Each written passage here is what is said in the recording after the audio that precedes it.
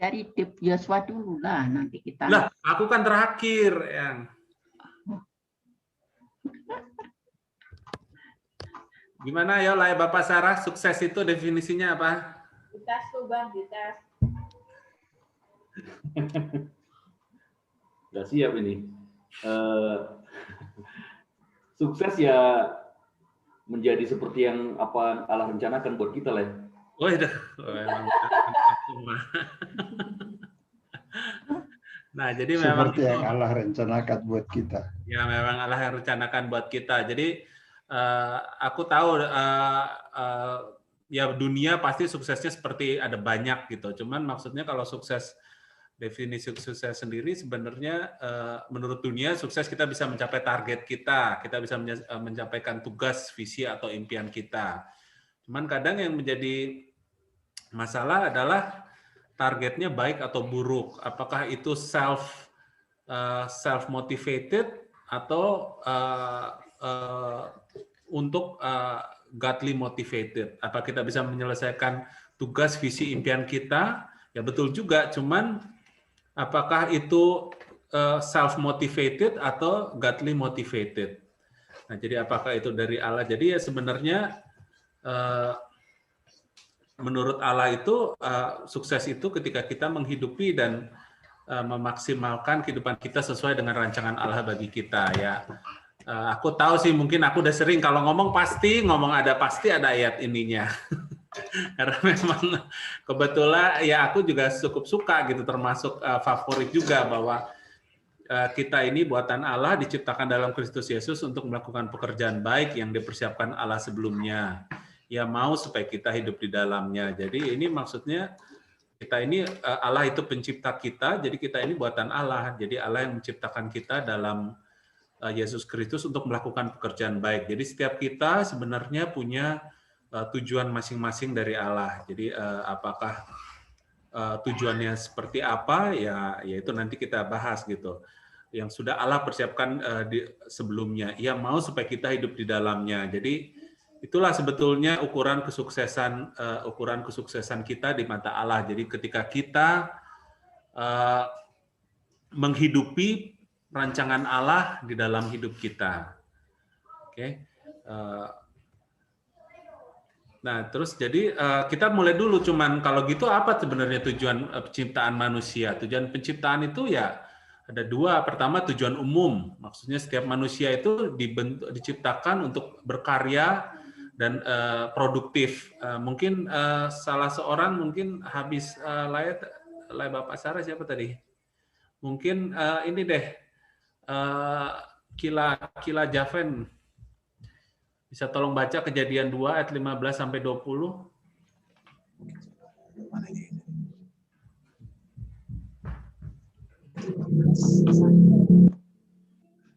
Kejadian 2 ayat 15 sampai 20.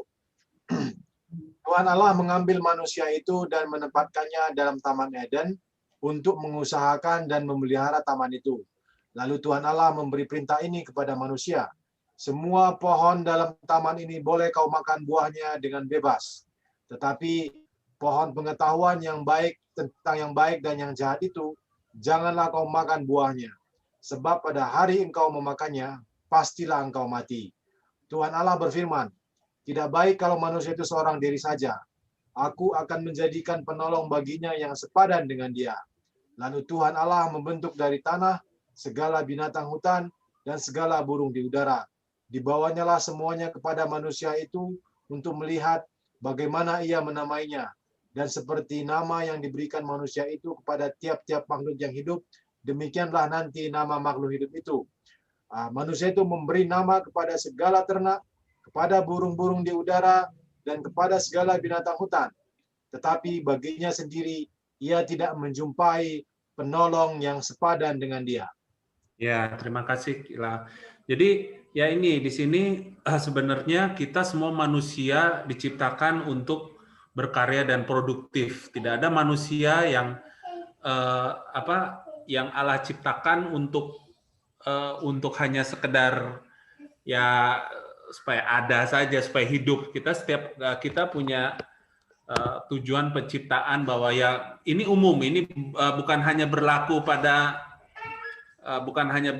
saya atau hanya berlaku pada Kila, tapi ini semua juga berlaku pada Opung, Eyang, berlaku pada Ika, berlaku pada Bora. Dan jadi maksudnya kita tuh memang diciptakan untuk berkarya dan produktif.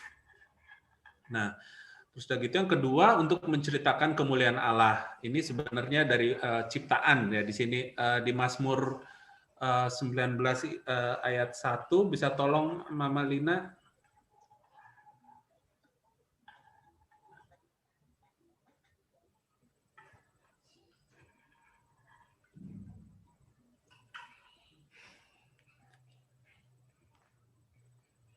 Gimana? Mazmur Mazmur 19:1. ayat 1.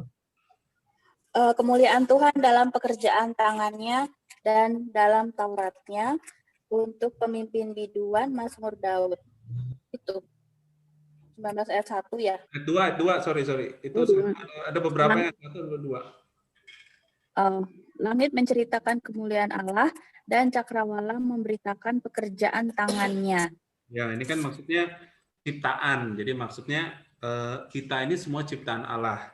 Dan langit itu menceritakan kemuliaan Allah, cakrawala memberitakan pekerjaan tangannya. Jadi kita sebagai ciptaan Allah, kita itu mempunyai tugas atau tanggung jawab, pertama untuk berkarya dan produktif, kedua untuk menceritakan kemuliaan Allah. Nah, tapi selain tujuan umum ini, kita juga masing-masing punya tujuan khusus, yaitu pekerjaan baik itu. Jadi maksudnya tidak semua orang memiliki tujuan yang sama. Setiap orang ada tujuan-tujuan khususnya. Mungkin yang Efesus 2 ayat 10 kita sudah baca, mari kita baca Matius 25 ayat 14 sampai 30. Mungkin ini kita gantian aja deh. Sebentar ya, Pak D. Sampai 30. Matius 25 14 sampai 30. Matius 25. Bisa gantian 2 ayat nggak, Pak D, dari Pak D, nanti setelah Pak D ke Ika, terus nanti Ika, Opung, Eyang, terus Lai Bapak Sarah, Mama Sarah, terus Kila, Bora. Oke, saya mulai ya. Ya. Matius 25 ayat 14 dan 15. Sebab kerajaan surga sama seperti seorang yang mau bepergian ke luar negeri, yang memanggil hamba-hambanya dan mempercayakan hartanya kepada mereka. Yang seorang diberikannya 5 talenta, yang seorang lagi 2, dan yang seorang lain lagi 1. Masing-masing menurut kesanggupannya, lalu ia berangkat. Oke. Ika. Segera pergilah hamba yang menerima 5 talenta itu. Ia menjalankan uang itu lalu beroleh laba 5 talenta. Hamba yang menerima 2 talenta itu pun berbuat demikian juga dan berlaba 2 talenta. Oke, Opung. Tetapi hamba yang menerima 1 talenta itu pergi dan menggali lubang di dalam tanah, lalu menyembunyikan uang tuannya. Lama sesudah itu pulanglah tuan hamba-hamba itu, lalu mengadakan perhitungan dengan mereka. Hamba yang menerima 5 talenta itu datang dan ia membawa laba 5 talenta. Katanya, Tuan, 5 talenta Tuan percayakan kepadaku. Lihat, aku telah beroleh laba 5 talenta. Sudah. 2 ayat. Maka kata tuannya itu kepadanya, baik sekali perbuatanmu itu, hai hambaku yang baik dan setia. Engkau telah setia dalam perkara kecil, aku akan memberikan kepadamu tanggung jawab dalam perkara yang besar. Masuklah dan turutlah dalam kebahagiaan Tuanmu. Terus. Makasih. Oke, Lai Bapak Sarah. Lalu datanglah hamba yang menerima 2 talenta itu, katanya, Tuan, 2 talenta Tuan percayakan kepadaku, lihat, aku telah beroleh laba 2 talenta. Maka kata tuannya itu kepadanya, baik sekali perbuatanmu itu, hai hambaku yang baik dan setia. Engkau telah setia memikul tanggung jawab dalam perkara yang kecil. Aku akan memberikan kepadamu tanggung jawab dalam perkara yang besar. Masuklah dan turutlah dalam kebahagiaan Tuanmu. Oke. Tom, Mama Sarah? Datanglah juga hamba yang menerima 1 talenta itu dan berkata, Tuan, aku tahu bahwa Tuan adalah manusia yang kejam, yang menuai di tempat di mana Tuan tidak menabur, dan yang memungut dari tempat di mana Tuan tidak menanam. Karena itu aku takut dan pergi menyembunyikan talenta Tuan itu di dalam tanah. Ini, terimalah kepunyaan Tuan. Oke, makasih. Kila Bora? Maka jawab tuannya itu, hai kamu hamba yang jahat dan malas, jadi kamu sudah tahu bahwa aku menuai di tempat di mana aku tidak menabur dan memungut dari tempat di mana aku tidak menanam. Karena itu sudahlah seharusnya uangku itu kau berikan kepada orang yang menjalankan uang, supaya sekembaliku aku menerimanya serta dengan bunganya. Sebab itu ambillah talenta itu daripadanya dan berikanlah kepada orang yang mempunyai 10 talenta itu. Karena setiap orang yang mempunyai kepadanya akan diberi sehingga ia berkelimpahan, tetapi siapa yang tidak mempunyai, apapun juga yang ada padanya akan diambil daripadanya. Ya, tolong Mama Lina terakhir. 30. Dan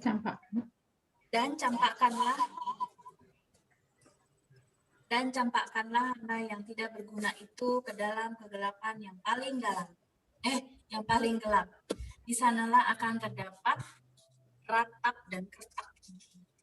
Iya, terima kasih. Jadi sebenarnya ya kita semua ya punya tujuan khusus masing-masing dan kapasitas masing-masing. Ada ya mungkin yang kapasitasnya sangat besar dan ada yang dan ada juga yang kapasitasnya kebetulan kecil. Ada yang terpanggil untuk yang sepertinya sangat besar sekali, tapi ada yang sepertinya sangat remeh atau kecil. Tapi ya itu panggilan kita masing-masing dan kesuksesan kita itu dilihat dari sana. Nah, jadi ini sebenarnya kami kan juga sedang belajar, maksudnya IKA sih sebenarnya, kayak seperti homeschooling, bagaimana terutama dengan anak. Nah, jadi ya bagaimana dari sini kita tuh belajar melihat juga bahwa setiap anak itu berbeda dan kita tidak bisa membanding-bandingkan, oh si ini seperti ini, si ini kok ini gini gitu. Jadi ya begitu juga dengan kita manusia, dengan kesuksesan kita. Kita setiap orang punya panggilan masing-masing dan panggilan itu sangat berbeda, kapasitasnya pun sangat berbeda dan hasilnya pun bisa sangat berbeda. Tapi tapi ya itu di situ bagaimana kita bisa menghidupi itu semua. Nanti di berikutnya nih ya.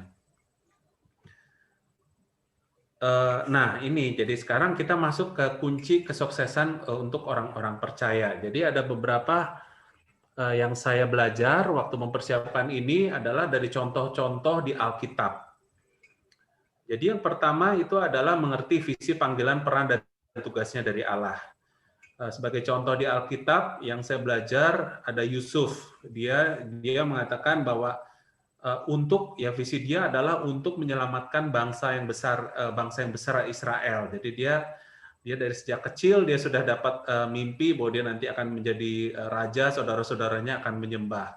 Ada juga Nehemia yang dia punya panggilan dan visi itu untuk membangun kembali tembok-tembok yang sudah diruntuhkan. Tapi juga ada juga Paulus yang visinya itu adalah mengabarkan Injil bagi setiap orang, sebanyak mungkin untuk dikabarkan Injilnya. Nah ini jadi untuk sukses ini kita pertama harus mengerti. Jadi maksudnya ya masing-masing apa yang menjadi visi, panggilan, peran, dan tugasnya. Jadi bukan berarti ya mungkin yang panggilan tugasnya sebagai ibu rumah tangga ya jangan berkecil hati. Memang maksudnya ya disitulah panggilan orang tersebut. Misalnya mungkin jadi bagaimana dia bisa sukses dalam panggilannya itu. Lalu pelajaran kedua yang saya pelajari yang dapat ini adalah taat dan mengimani visi tersebut dan bertekun selama masa persiapan. Nah, contohnya Musa.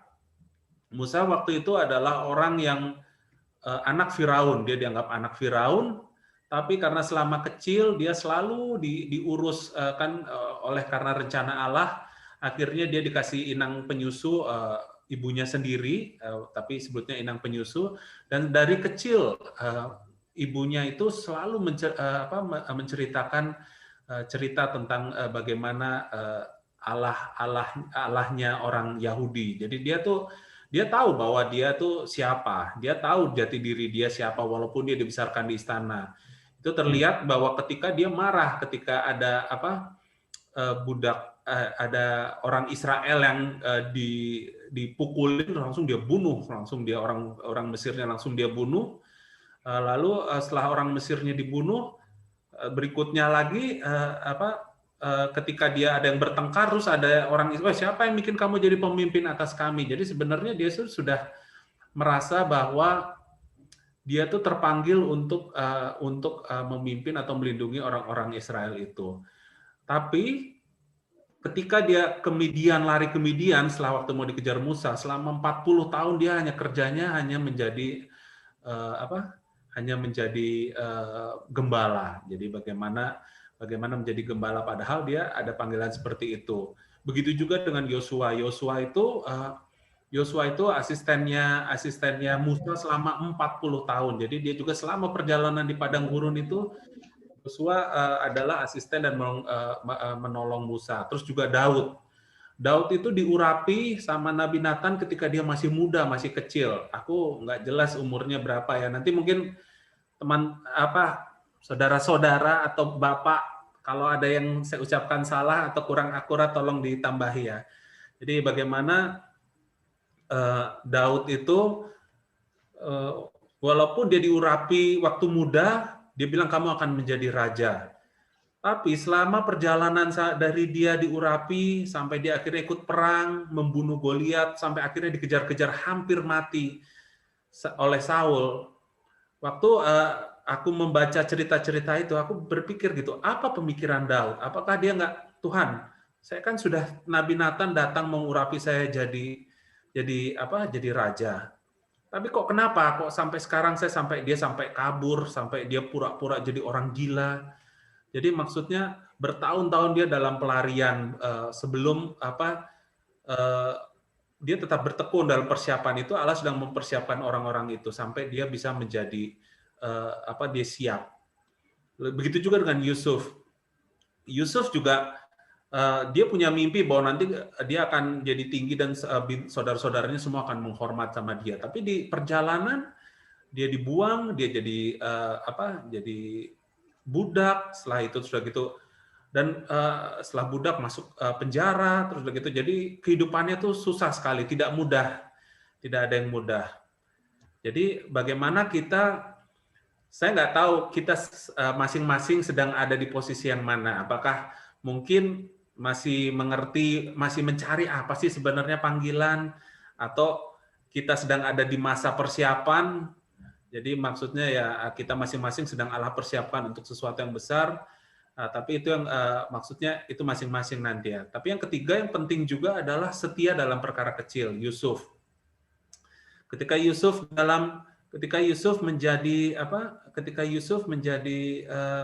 budak, dia akhirnya bisa menjadi kepala para budak. Jadi akhirnya dia kepala para budak. Terus udah gitu akhirnya dia diangkat sama Potifar jadi kepala rumahnya. Tapi setelah itu dia masuk penjara. Di penjara pun dia excel. Dia bukan hanya menjadi di penjara biasa saja, tapi dia akhirnya menjadi kesayangan penjara itu, dan pada akhirnya sampai dia akhirnya menjadi perdana menteri. Terus yang keempat juga bijaksana dengan penuh perhitungan. Paulus itu tidak asal-asal mau memberitakan Injil. Paulus cukup strategis. Dia melihat bahwa kalau pemberitaan untuk orang-orang Yahudi sudah ada, dia mencari pemberitaan untuk orang-orang non-Yahudi, bangsa-bangsa Gentile. Jadi dia pilih kota-kotanya juga kota-kota besar, dan dia cukup strategis. Dan begitu juga di sini juga Musa, walaupun dibantu Tuhan, jadi Musa, Tuhan akhirnya kasih waktu itu, saya keberatan Tuhan memimpin segini banyak. Oke, kamu kasih kepala 100, kepala 1000, kepala 10.000. Jadi nggak semua orang harus berhadapan sama kamu.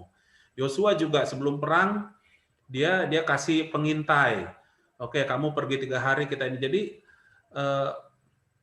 Yusuf juga. Jadi kalau kita mau kelaparan, kita harus buat dulu oleh karena hikmat dari Allah, kita buat dulu penimbur, kita akan diambil seperti pajak, disimpan supaya nanti masa-masa susah. Daniel juga. Daniel pun dia makan, dia tidak mau makan dari ini raja, tapi dia juga belajar dengan baik. Jadi maksud saya adalah ini ya yang pasti saya mungkin tidak tuliskan, tapi yang pasti adalah taat pada Allah dan hidup dalam panggilan mengerti ya. Ini semua dalam konteks Allah. Tapi di luar itu mereka bukan hanya orang yang istilahnya tidak excellent. Maksudnya mereka bukan hanya orang-orang ya oke, ya ini panggilan saya ya sudahlah saya jalan seperti ini saja. Tapi ada banyak kesulitan-kesulitan juga, dan ada banyak hal-hal yang mereka harus serius dan mereka harus persiapkan secara luar biasa. Jadi maksudnya ada yang harus sabar bertekun, terus gitu ada yang mau seperti apapun tetap harus excel. Kenapa? Ya saya juga bukan berarti sudah berkemenangan di sini gitu ya. Saya juga sedang berjuang juga di pekerjaan saya gitu. Maksudnya saya kan menunjukkan bahwa saya itu orang Kristen dari iman saya. Saya nggak mau gini, saya nggak mau gitu.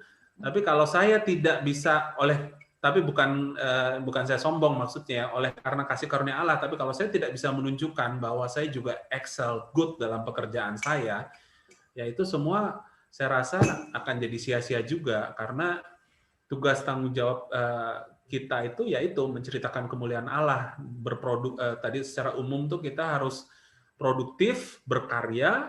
Jadi setiap orang mau apapun, dipanggil apapun, walaupun ibu rumah tangga tetap produktif, tapi terus juga menceritakan kemuliaan Allah. Jadi maksud saya orang-orang di Alkitab itu walaupun kisahnya pun kadang kayak Paulus akhirnya mati, banyak di penjara, tapi ya dia tetap melakukan panggilan tugasnya itu dengan excellent gitu. Dia tidak asal-asalan. Jadi ya ini maksud saya, ini pembelajaran saya juga mau ini, karena ini juga yang jadi perenungan saya, terutama setelah di dunia kerja gitu. Kemarin saya ya mungkin Opung atau mungkin beberapa ada nggak dengar, saya kan nggak menolak gitu kayaknya kalau dikasih makan, disuruh makan buat sesembahan, saya bilang saya nggak mau. Nah tapi kalau setelah itu ternyata gimana salesnya, aduh nggak bisa, memble sama aja gitu.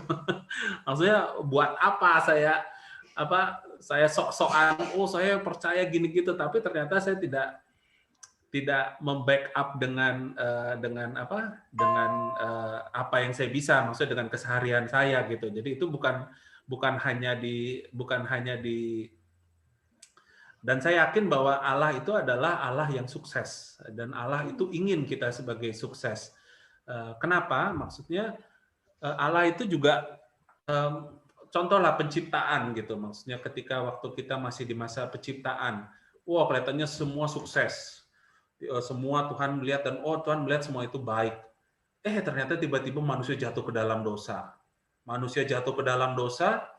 manusia jatuh ke dalam dosa, sampai Nuh. Waduh, itu kayaknya ya mungkin orang akan pikir, atau si jahat berpikir, wah ini Tuhan ini udah gagal ini. Tapi untung masih ada satu tapi Tuhan tidak gagal. Tapi ada satu keluarga Nuh yang masih percaya. Akhirnya semua yang lain dihancurkan, tetap ada Nuh, sampai akhirnya karya penebusan, dan itu akhirnya Tuhan berkemenangan. Jadi maksud saya adalah Tuhan kita adalah Tuhan yang menang, dan Tuhan juga ingin kita sukses dalam apa yang kita lakukan. Karena apa? Karena panggilan kita itu secara umum tadi adalah berkarya, produktif, dan juga menceritakan kemuliaan Allah. Nah, mungkin sekian dari ini mari kita baca sedikit dari Yosua tentang tentang keberhasilan ini. Saya akan bacakan aja, mungkin saya berdua dengan Ika aja lah ya, biar nggak susah-susah. Sesudah Musa, hamba Tuhan itu mati, berfirmanlah Tuhan kepada Yosua bin Nun, abdi Musa itu demikian. Hambaku Musa telah mati, sebab itu bersiaplah sekarang, seberangilah sungai Yordan ini, engkau dan seluruh bangsa ini menuju negeri yang akan kuberikan kepada mereka, kepada orang Israel itu. Setiap tempat yang akan diinjak oleh telapak kakimu, kuberikan kepada kamu, seperti yang telah kujanjikan kepada Musa. Dari padang gurun dan gunung Libanon yang sebelah sana itu, sampai ke sungai besar, yakni sungai Efrat, seluruh tanah orang Het, sampai ke laut besar, di sebelah matahari terbenam, semuanya itu akan menjadi daerahmu. Seorang pun tidak akan dapat bertahan menghadapi engkau seumur hidupmu seperti aku menyertai Musa. Demikianlah aku akan menyertai engkau. Aku tidak akan membiarkan engkau dan tidak akan meninggalkan engkau. Kuatkan dan teguhkanlah hatimu, sebab engkaulah yang akan memimpin bangsa ini, memiliki negeri yang kujanjikan dengan bersumpah kepada nenek moyang mereka, untuk diberikan kepada mereka. Hanya kuatkan dan teguhkanlah hatimu dengan sungguh-sungguh. Bertindaklah hati-hati sesuai dengan seluruh hukum yang telah diperintahkan kepadamu oleh hambaku Musa. Janganlah menyimpang ke kanan atau ke kiri, supaya engkau beruntung kemanapun engkau pergi. Janganlah engkau lupa memperkatakan kitab Taurat ini, tetapi renungkanlah itu siang dan malam, supaya engkau bertindak hati-hati sesuai dengan segala yang tertulis di dalamnya. Sebab dengan demikian perjalananmu akan berhasil, dan engkau akan beruntung. Bukankah telah kuperintahkan kepadamu, kuatkan dan teguhkan hatimu, janganlah kecut dan tawar hati, sebab Tuhan Allah menyertai engkau kemanapun kau pergi. Lalu Yosua memberi perintah kepada pengatur-pengatur pasukan bangsa itu, katanya, Jalanilah seluruh perkemahan dan perintahkanlah pada bangsa itu demikian, sediakanlah bekalmu, sebab dalam 3 hari kamu akan menyeberangi sungai Yordan ini untuk menduduki negeri yang akan diberikan Tuhan kepada Allahmu kepadamu untuk diduduki. Ya, jadi ini saya sediakan ayat ini untuk secara khusus bagaimana Allah ingin janji Allah bagi kita dan syarat supaya kita berhasil. Tapi yaitu Allah ingin kita berhasil. Allah tidak ingin kita tadi Allah ingin kita hidup di dalam itu, dari Efesus 2:10 itu di bagian terakhir, Allah ingin kita hidup di dalamnya. Jadi Allah ingin kita semua excel dalam apapun panggilan kita. Yang menjadi ibu rumah tangga, excel sebagai ibu rumah tangga yang luar biasa. Yang menjadi istri, excel sebagai istri yang luar biasa. Yang menjadi suami, excel sebagai suami dalam luar biasa. Yang menjadi bisnismen atau dosen atau pemimpin atau anak buah, apapun itu yang Allah ingin agar kita dapat excel di sana gitu. Jadi tapi ya ini semua dalam konteks dalam ketaatan pada Allah ya, bukan maksudnya kita sombong, wah kita harus ini, cuman itu konteksnya yang mau saya berikan. Ya, jadi sekian dari sharing saya. Nah, ini kita akan masuk ke dalam sedikit pertanyaan. Bagaimana dengan kita? Wah, gimana? Nanti mungkin ada yang mau bertanya, atau tadi ada yang mau menambahkan, atau ada yang mau mengoreksi, atau ada yang mau ada bagian lain yang sebenarnya diingatkan Tuhan, silahkan. Tapi kalau tidak ada itu semua, ini juga apakah kita sedang mengalami kesuksesan? Hal-hal apa yang menghalangi kesuksesan kita? Atau mungkin kalau yang lain ada yang mau sharing, oh saya sebenarnya sekarang tahapnya masih di sini, atau saya masih, silahkan. Terima kasih.